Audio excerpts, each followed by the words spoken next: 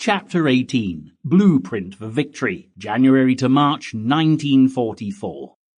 When the clock struck midnight, marking the final moments of 1943 and the new year of 1944 began, World War II continued at a rapidly accelerating pace.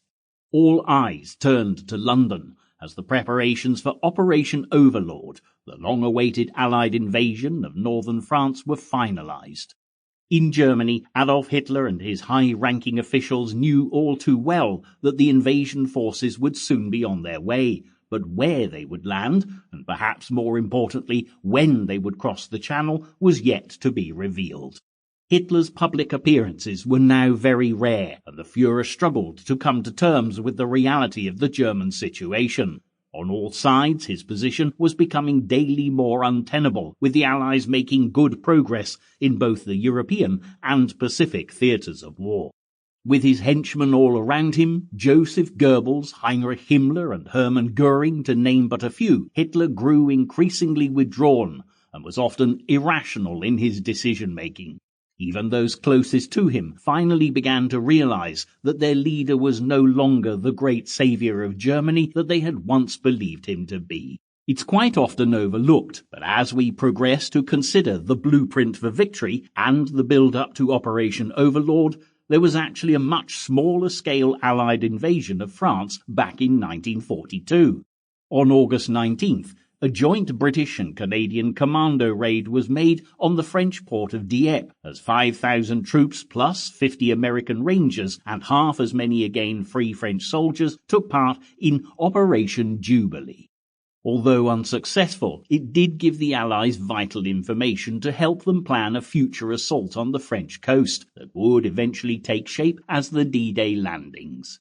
The casualties at Dieppe were a disaster for the Allies, especially for the Canadians, while all equipment and vehicles were abandoned on the beaches.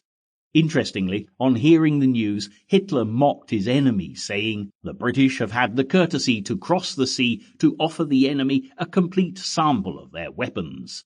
But later, when he briefed his commanders, Hitler's tone was far more reflective when he told them, "We must realize that we are not alone in learning from the lesson from Dieppe. The British have also learned. We must reckon with a totally different method of attack and at a different place." Dieppe may have been a minor blip on the radar of this global war, but like so many operations that failed to achieve their objectives, it nonetheless made a major contribution to the bigger picture.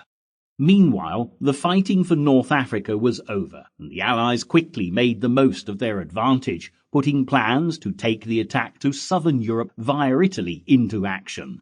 Operation Husky was their first offensive, focused on the island of Sicily, and after a swift victory, the campaign for Italy seemed to be theirs for the taking. Yet in war, the tide can turn in the blink of an eye, and the fight for Italy was anything but a foregone conclusion. Hitler was unable to prevent the Italians from surrendering, and therefore ordered a German invasion of his former comrade in arms, Benito Mussolini's nation. This made the push for control of Rome by British, American and Canadian troops a much tougher task than had ever been anticipated. Despite the difficulties faced by the Allies in Italy as 1943 had come to a close, plans for the liberation of France in the spring or summer of 44 were now unstoppable. As the Russians continued to attack the Germans from the east and the Americans battled for supremacy in the Pacific, Great Britain prepared to play host to the mightiest invasion force the world had ever seen. No matter how positive the news was of Allied progress around the globe, those that Hitler had condemned to the concentration camps, whether Jews, Poles or Gypsies, faced greater suffering than ever.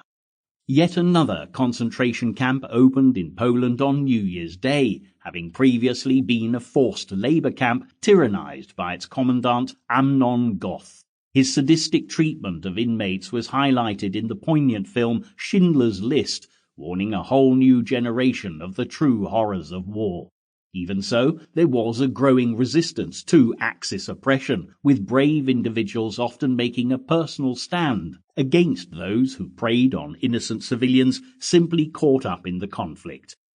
In the Philippines, an American mining engineer by the name of Wendell Fertig had refused Sample complete.